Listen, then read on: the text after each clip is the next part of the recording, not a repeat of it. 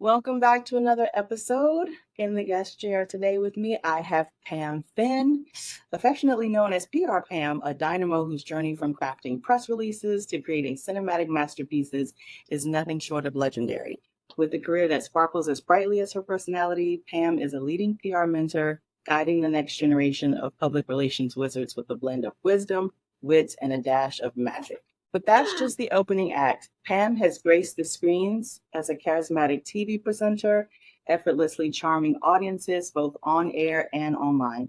Her flair for storytelling and her knack for connecting with people made her name long before she donned the director's hat. And what a director she is! Pam's passion for narration and eye for detail culminated in the creation of her very own production company. Here, she brought to life JFK, The 3 Miles, a documentary that not only captured the hearts of viewers, but also scooped up prestigious awards, cementing her as a filmmaker of extraordinary talent. From press releases to production sets, Pam Finn's career is a testament to her versatility, creativity, and relentless drive.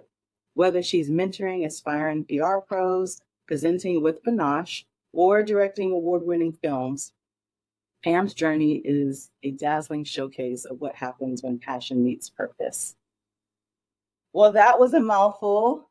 Lovely to meet you, Pam. Oh my God, I love likewise. that bio. That is I amazing. I definitely have imposter syndrome after they read hearing that bio. That bio was actually written by one of my colleagues because I can't write my own bios, and definitely now have imposter syndrome. I sound amazing though, but You are thank you. amazing. Yeah, I know we all do. You have to really, really ignore that and get that out of your head and celebrate all of your accomplishments, because you I are an know. amazing woman. Oh my Um, gosh, thank you. you're welcome. So let's get right into it. I want to know about life before your pivot. I know you spent a number of years in public relations, but who were you before then? And what life paths have you taken? Yeah, so like I grew up in a really busy household, so a traditional Irish household set with seven other children, six other siblings. So like, and it was on a farm in the west of Ireland. So like back when I was in what you call high school, when I was in secondary school, I knew I always wanted to work in television. But nobody really spoke about that back then because that's like 25 years ago. And especially in Ireland, it was kind of like you're either a nurse, a guard, police person, doctors, like run of the mill careers.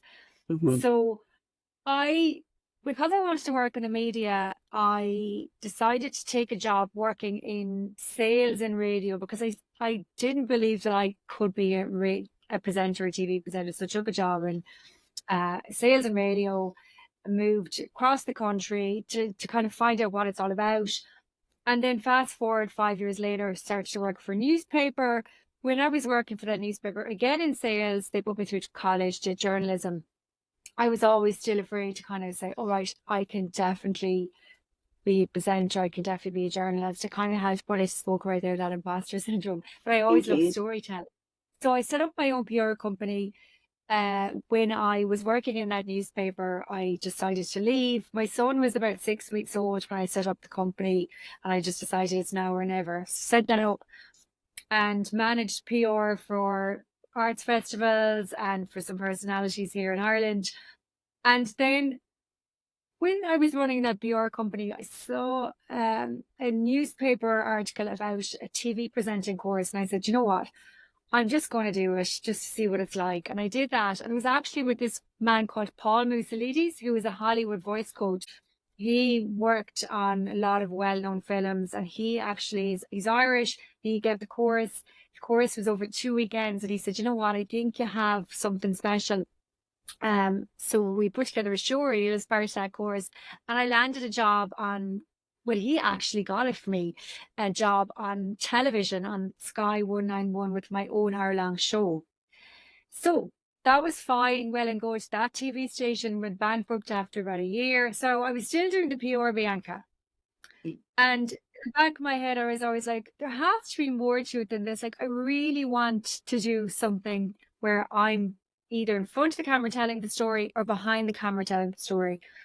And then about 6 years ago, I met this girl via social media, and she said, I'd love to work with you in a campaign. We worked together, we got on really well, and we decided to set up a company together. And then we set up this social media agency, but we had this idea of going to events and calling it like social TV, so TV for social media. And we launched it in Los Angeles in 2018. So it was kind of, it was like still part of that. Oh, you know what? I'm still involved in that storytelling. I have the piece in front of the camera and the piece behind the camera, but I still wanted more. COVID happened. Oh my So gosh. And you know what? That's a good yeah, place to stop at COVID. Before COVID, I want to back up just a little bit. You mentioned you were a mom and you started a company when your son was 6 weeks. it's 6 weeks How was old. that? That's a major feat. Yeah, that And was, is this particular company, is this PR Pam that you started back then, or was it yeah. something different? Oh, it Okay. was, sorry, it Wow. was another company with another girl, but um, after about a year, she left to pursue other interests. So it was both of us, but like we were both directors. So I was kind of leading it in terms of I wanted to spend more, I wanted to have hours that I could spend with I wanted more time with my son.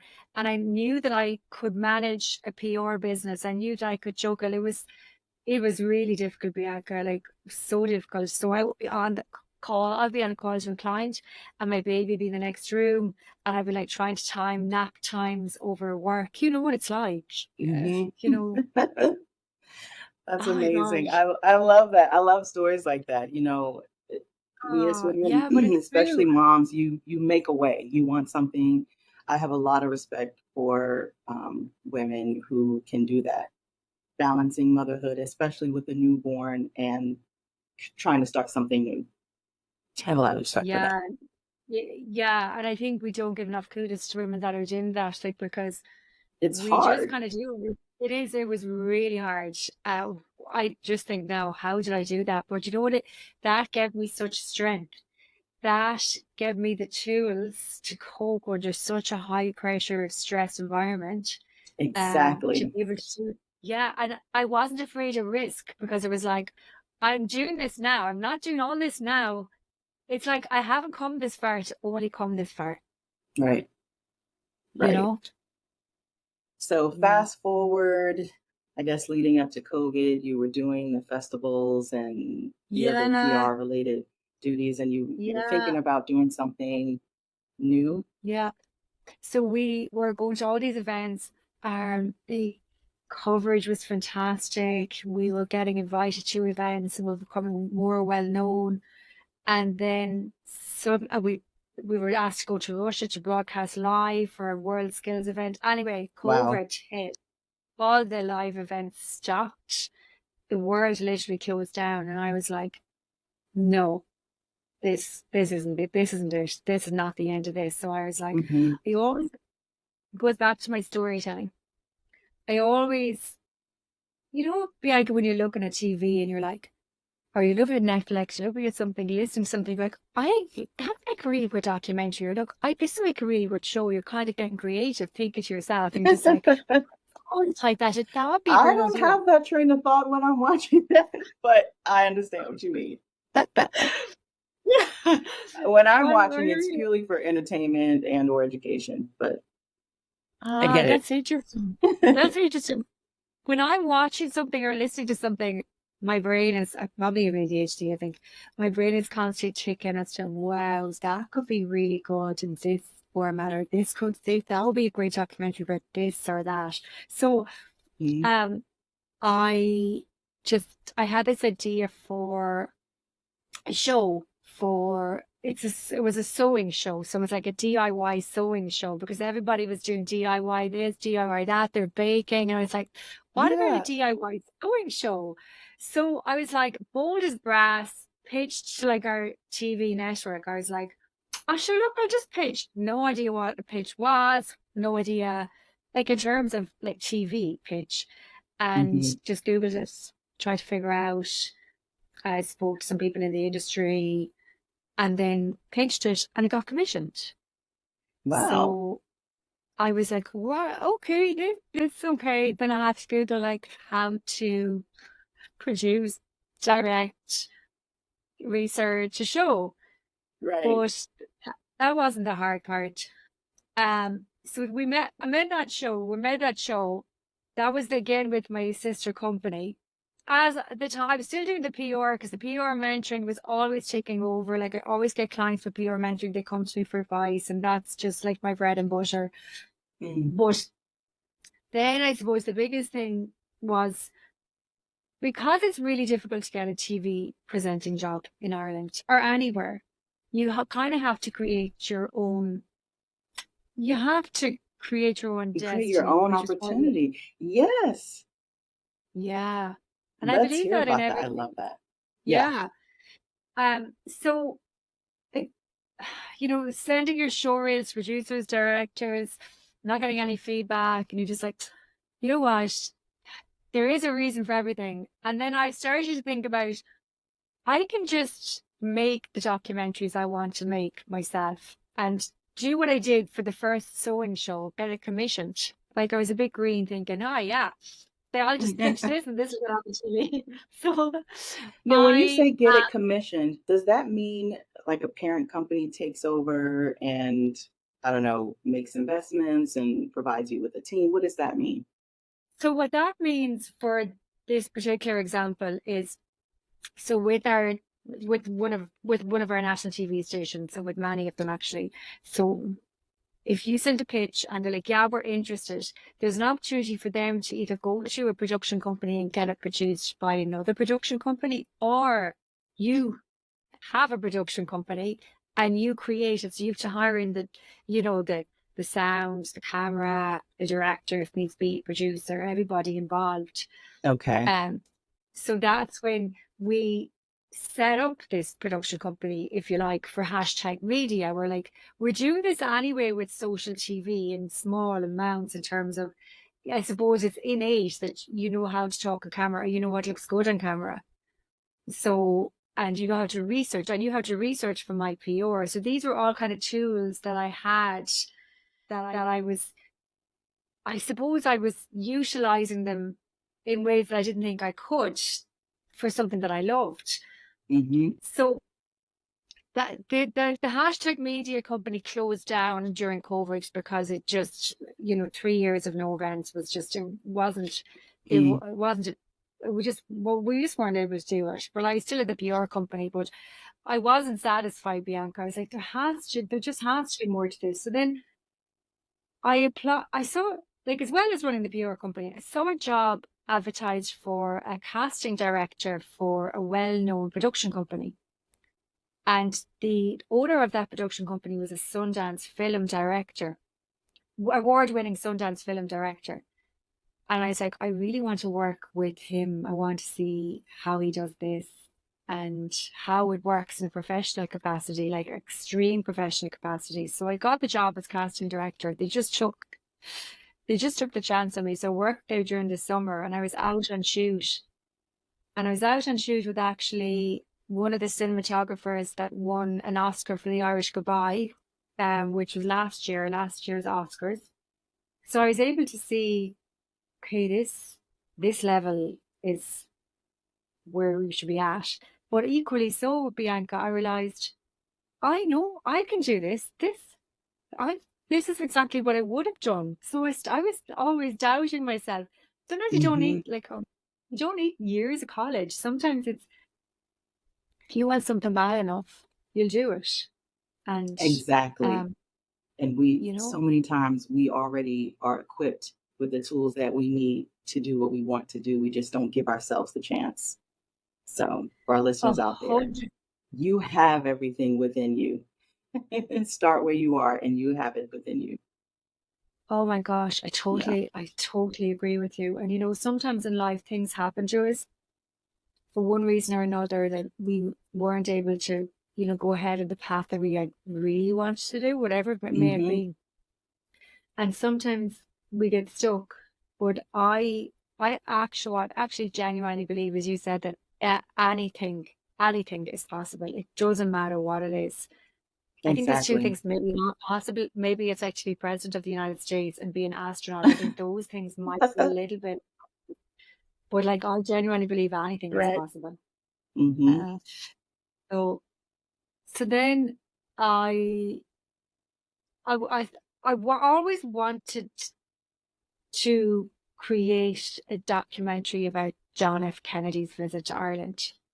Really? Um, And so when did yes, you like how long have you had this idea?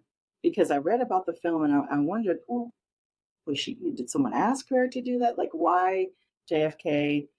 How long did you have this vision? yeah. So I'll go back a tiny bit. So my great grandfather actually came from New York originally. He was a Oh very wow. wealthy man. And we only actually found out a couple of weeks ago because we had the wrong story. This is Wow. another story in itself that we thought he lost all his money in the Wall Street crash, but he didn't. He actually passed away. But he had today would have been millions.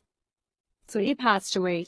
My great great grandmother was living here. She didn't know what happened to him because back then it was just, letters. Anyway, his my great grandmother then was left desolate because her father was in the States. She was here with no dowry, no money coming. So it was like a reverse of the Kennedys. So the Kennedys went from Ireland to the States and they were so successful, but we kind of went to the opposite direction in terms of our family. But it resonated with me because my grandmother, who went on to actually be very successful in her own right, setting up her own business, she was always a little bit Americanized. And I say that like she'd say tomato instead of tomato, like That's so great. and she was she was just a bit ahead of herself.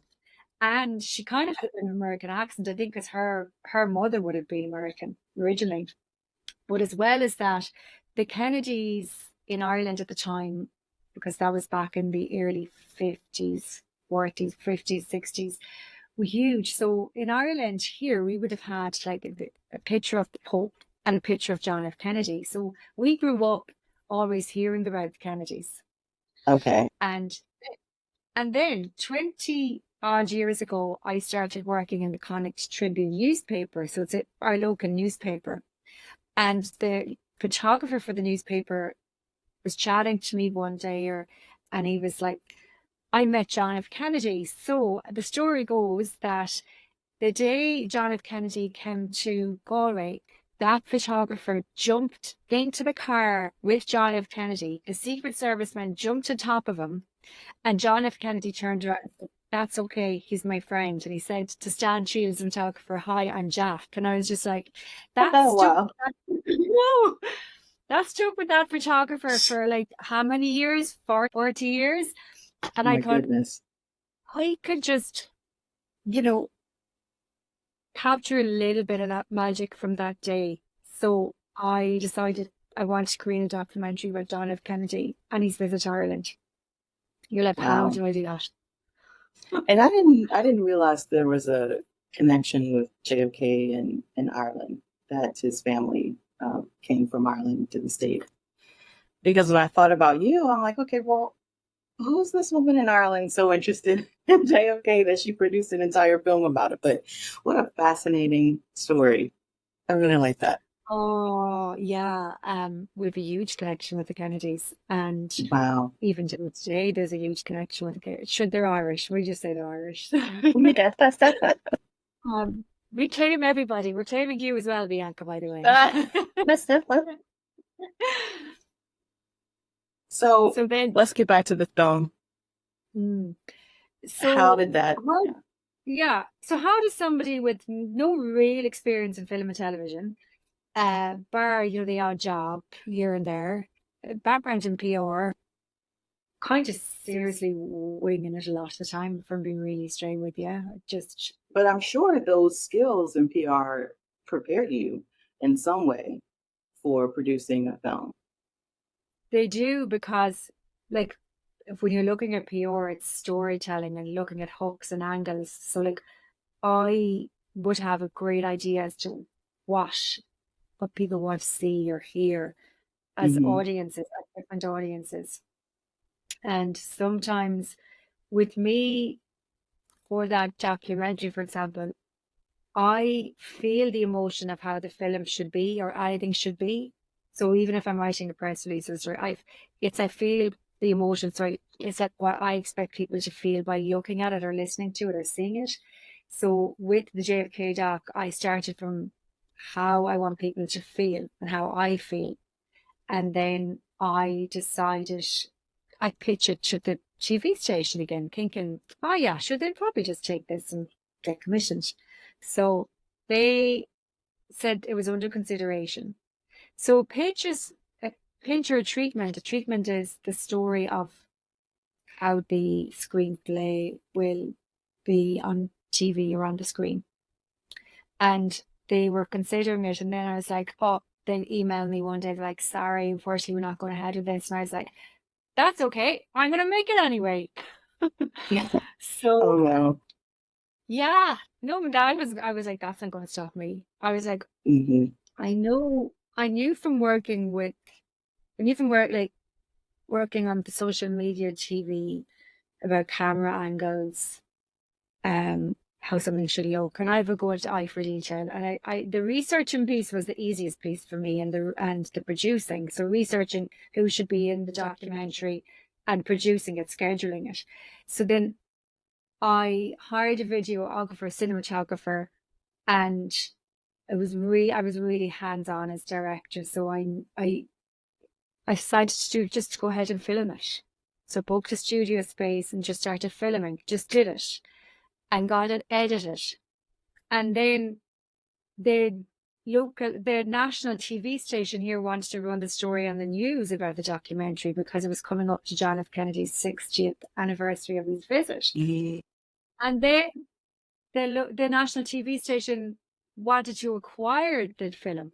They wanted it to be on their own TV station, and it was on prime time television on the 27th of December 2023, which was one of the peak primetime shows. And then it went on to win numerous awards. I was in the City of Angels Film Festival in November and it won Best Documentary. That was the most, Bianca, surreal Oh my experience. goodness.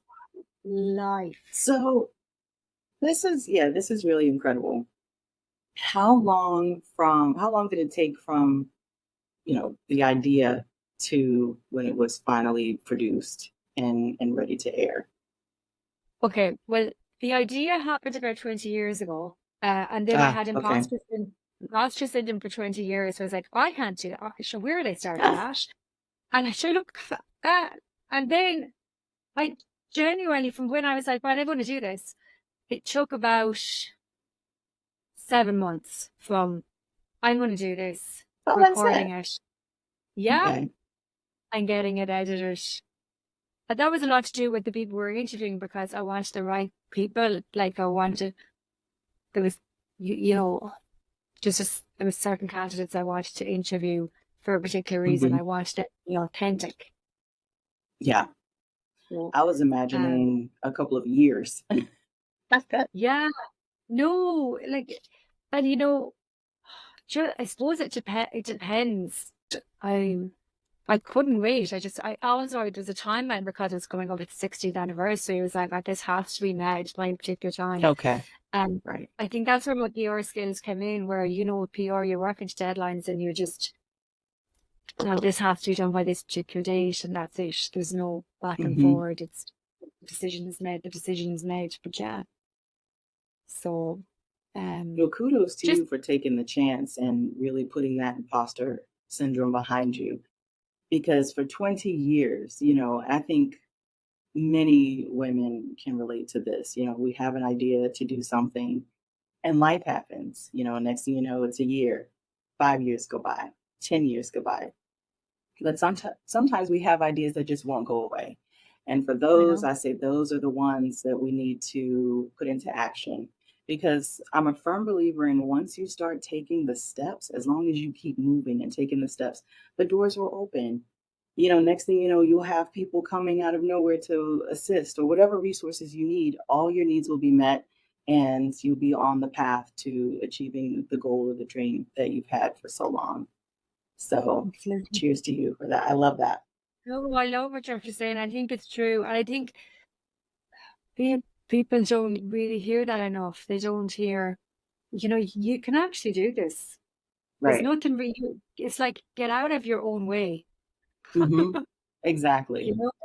And Yeah. so, how did you feel afterwards? After you saw the final product and you started to win the awards, what was that like for you? Uh, I can't, the sense of peace. I know that sounds like an unusual word to use, but the sense of peace in my soul. I felt like I came home, that I did it. Does that make sense? Yes, totally. I love that. Yeah, Yeah. it made me think of a story in my own life. Yeah, we can get excited about it and we want to celebrate, but it's a sense of peace knowing that, yes, I did this and I can do it again. Yeah. Yeah, Yeah. Yeah. it's a major, Um, major goal. it is. It is a major goal. And I feel sorry for people that don't achieve that in life, because like the odds were totally against me, Bianca, like totally.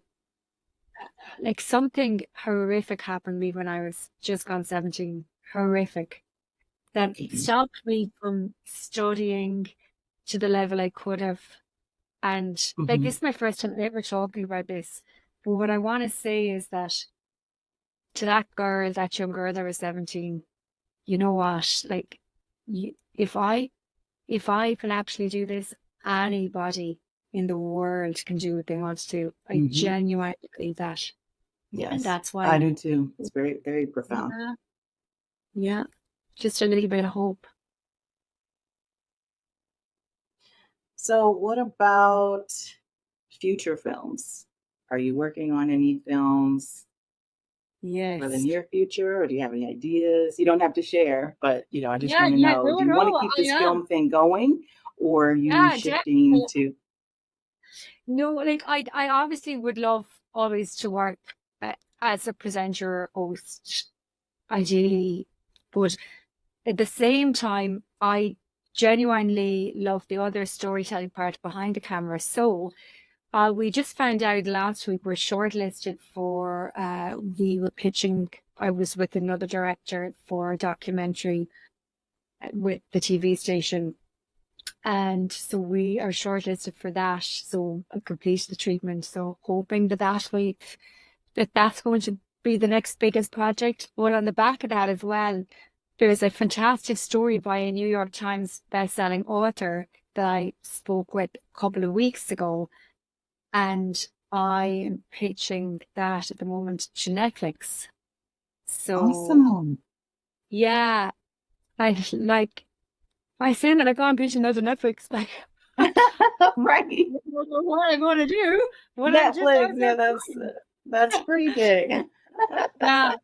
So I've lots of stories that I want to tell, Hmm. lots of amazing, beautiful stories. So I would love to work with other people in the industry to kind of tell those stories. I've been offered jobs. I was offered a job as a producer by a Mexican film director a few weeks ago, but I have no experience in films. It's docu-films. So Right. um yeah, But absolutely. I was thinking, yeah, but yeah, remember, you have everything within you. If you were able to produce a documentary from start to finish from scratch, yeah, certainly yeah, you should be able to pivot into different film. kinds of films. So don't shortchange yourself. Don't let that No, I imposter, know, that old nasty imposter syndrome creep back I up into know, your spirit. I know. I suppose I just love that. I love the documentary side of storytelling Mhm. on the script. I think that's what I'm Yeah, drawn to, like the authenticity of that. So maybe that's why I'm more. But who knows? I just say who knows what's going to happen in life. We just don't know. exactly. You know? So, Pam, obviously you're very successful in your career as a public relations mogul and now filmmaker. But are there any other areas in your life where you have changed or put more purpose towards, and self-care, anything else that you can share with our listeners that, Yeah, I has been mean, redesigned to fit your needs and wants? yeah. I think sometimes, you know. as busy moms, busy business owners, busy women in general, we kind of do forget just to take care of our mental health, I suppose. And just in terms for me, like I became more aware of my stress levels and the impact that was having on people around me. So I know it sounds like a bit of a cliche, but like I would do things that kind of feed my soul. So whatever that is, Okay. it could be actual work. So doing what you love. And Right. that's actually part of what I did. So, when I made the decision to start actively working in the industry more that I want to do, that fed my soul. And sometimes it's Hmm. different days. It could be just literally going for a stroll or reading a book. So I think we're constantly changing and evolving. I don't think I don't ever, it's not static for me, I think. Right. And I think I just have that, maybe I just think we've one life and we might as well live it to the max in every way. So that's why I'm constantly trying to change and evolve. But yeah, I would say more conscious to look after my mental health as in what makes me happy, the little wins. And when I decided to do what I wanted to do, that definitely had a huge impact. I'm sure. That's amazing. Now, I think we will move into what I like to call the strawberry round, where I ask you 5 questions that are going to require just short and sweet answers. I know a lot of people refer to it as lightning round, but I thought, I'll be a little different and I'll say strawberry round. Yeah, love So, it. first question I have is name a book that has inspired you tremendously. The Outliers by Malcolm Gladwell. Okay. What's a tool you can't live without, personal or professional use?